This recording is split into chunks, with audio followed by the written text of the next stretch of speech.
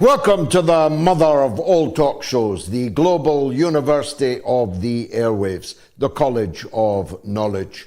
And a big and particular welcome to our audience on KPFK 90.7 FM across Los Angeles and Southern California. Boy, how I like saying that.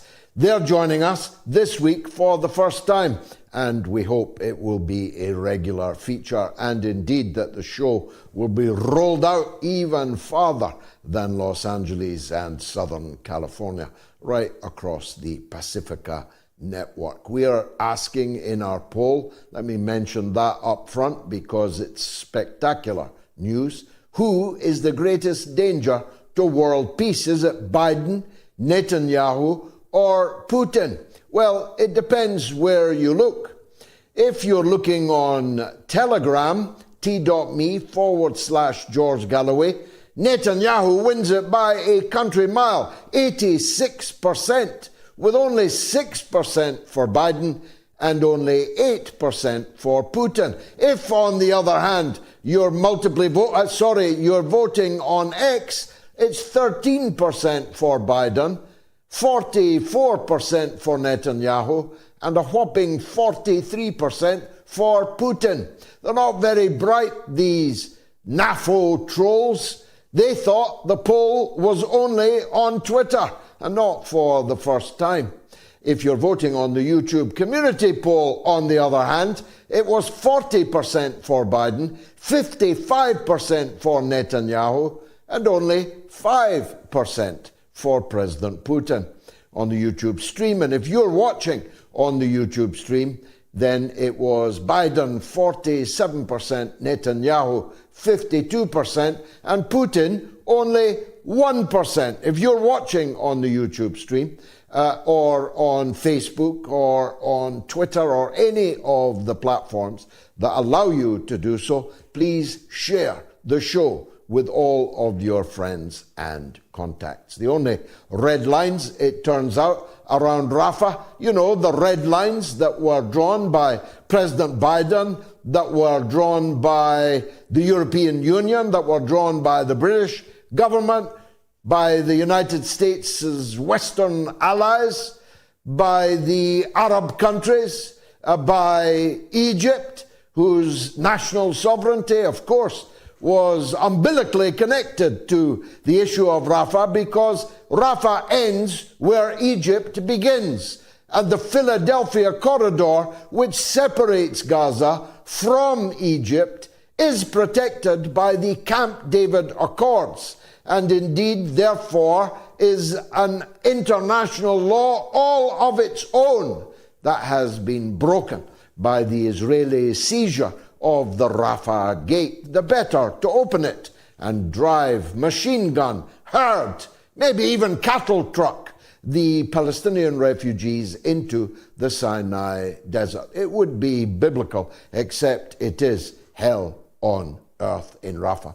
1.6 million people, 600,000 of them child hostages. That's what they are. Next time you hear anyone talking to you about hostages, tell them there's 600,000 child hostages in Rafah. How are they hostages? Because they are enclosed from all sides, including the sea. Even if they wanted to walk into the sea and drown themselves, they'd be blown up first by the Israeli naval guns just offshore. 600,000 children, hostages, being massacred right now, this minute. Not last hour, this minute they are being massacred. And of course, the journalists have been occupationally cleansed from the scene. And so only the shakiest handheld cameras are now bringing us children with their entrails spilling out of their gashed,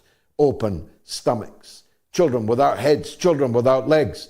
The legs themselves, the heads themselves. Yes, we're still all seeing it, or at least those who have a heart, those who have a mind, as to what all this presages for the future of humanity. We are all still seeing it. But the sheep were all partying at Eurovision. And what a sight it was. What a spectacle of Western decadence it was. I'm glad I wasn't watching it with my small children. I'm glad I wasn't watching it with my 89-year-old mother. How would I have been able to explain why at 6 o'clock on a Saturday evening, men with beards and thongs and basques and hold-up stockings and thigh-high boots were swinging their dicks around on television, and that we were all supposed to be watching it? It was the spectacle of Western culture. That's what it was. That's how it was billed. That's how it's portrayed in the Western media. They have no idea, it appears, just exactly what it says about the West, that is our cultural landmark annually. And it's becoming even worse, because not only last year when they rigged it for Ukraine, they tried so hard to rig it for Israel this time. I didn't see the song, I didn't see the program. I knew what it would be like, and I followed it on social media. And I knew that there was a mass voting effort going on, rather like the one that's just happened on my X feed, where 34,348 people voted, and 43% of them voted to say that Putin was the biggest danger to world peace. I knew there was multiple voting going on at Eurovision, but I had no idea just quite how much. I'm reading boasts from people who say that they used 5 credit cards to vote 50, 100, 150 times for the Israeli entrant, and they still spectacularly failed. Malmö in Sweden, where it took place, 10% of the entire population of the city was outside demonstrating for Gaza, for the Palestinian children being slaughtered, whilst the high-heeled boot brigade were cavorting around on the stage. They came 5th, despite a worldwide clarion call from all these patriots. The British patriots, like Tommy Robinson, were hammering on their keyboards, trying to get their Britain first goose steppers to vote not for Britain first, no, for Israel first. The America firsters, the Trumpers, they were beating the drums, trying to force the Israeli entry over the line. All these patriots, all these nationalists turn out to be not America first, not Britain first, but Israel first, leaving the rest of us gasping the question, why? What first attracted you, Mr. Robinson, Mr. Trump, Mr. Biden? What first attracted you to an apartheid state that has murdered and maimed well over 150,000 people in 7 months, in cold blood? Hostages they were, inmates in a concentration camp with nowhere to run, nowhere to hide, mercilessly massacred, mutilated, maimed, all the hospitals having been destroyed so that they could not be treated, as their limbless children were carried into hospitals that no longer have any of the means necessary to treat the murdered, the massacred, the mutilated, the maimed. What first attracted you to Benjamin Netanyahu? All these friends of Israel in the American political system, in the British political system, all throughout the West, only the West. They're the only people supporting Netanyahu and his murder gang. Don't ever be confused that we are the world, even if somebody makes a charity single to that effect. We are 13% of the world, and a very big percentage of us are vehemently opposed to the arming, funding, proselytizing for, and diplomatic covering for the Netanyahu, Ben Gvir murder gang in the Gaza Strip. So we're not 13%. Maybe we're 7% of the entire world's population, but because of our hegemony in international media, we are led to believe not only that we all stand with Israel, but that the whole world is us, which is very far from the truth. In Kharkov, there are mass surrenders going on this hour of Ukrainian forces laying down their weapons and surrendering to the advancing Russian forces. This is not a Putin talking point. This is a fact. Now, it's possible that this was a rogue regiment, that the hundreds who have surrendered were somehow infiltrated by the advance guard of the Putinist forces. That may be true. We'll see tomorrow and the day after that. But it happened.